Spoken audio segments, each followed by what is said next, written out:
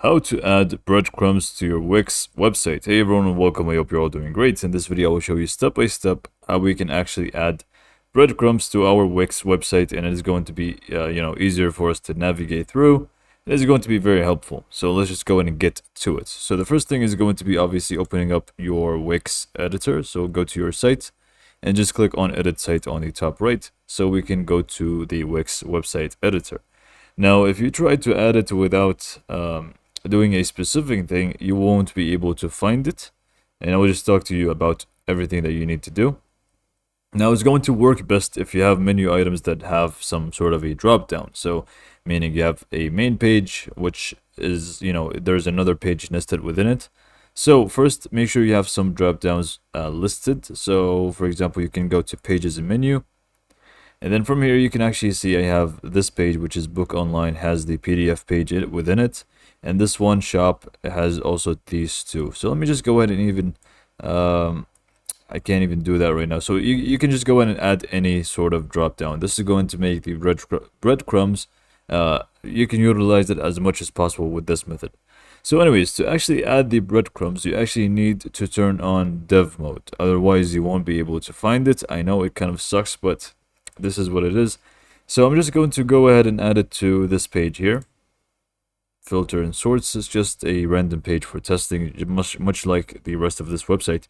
But anyways, so just go ahead and go to any page, and then you would want to click on this option here, which is the dev mode option.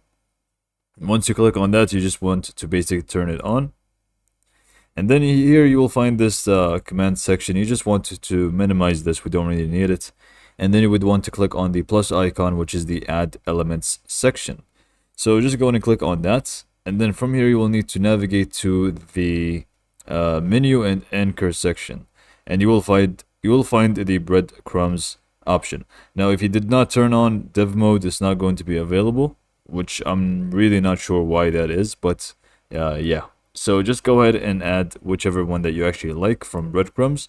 There are a few options here to choose from. I'm just going to go for a very basic one. I'm just going to go for this one, for example, and I can just go ahead and make it as big or as small as I want it to be. I'm just going to make it this size.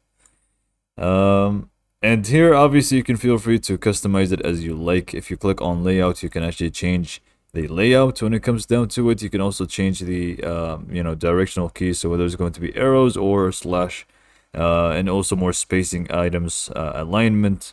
So if you want it to be in the middle, right to left or left to right. So you have a few options when it comes to layout. Even with design, you can obviously change the colors and whatnot. Here you can also change the entire thing, but you can click on customize design and you'll be able to change the background color for it. For example, we don't want it to be white, so we can just go ahead and change it to our liking. And same goes for the hover effect and all of these things. So we can just go ahead and click on items, and we can change the hover, for example, color. We can feel free to change it and so on. So when it comes to design, it's just completely up to you what you want to do with it. And then once you actually add it, you can just basically turn off dev mode. We don't need it anymore. And we can just click on preview for our site and see whether it's going to work or not. As you can see here, we have it over here. And if we click on home button here, it's actually going to take us to the home page. So yeah, this is all for this video. Hopefully you found it to be informative, and thanks for watching.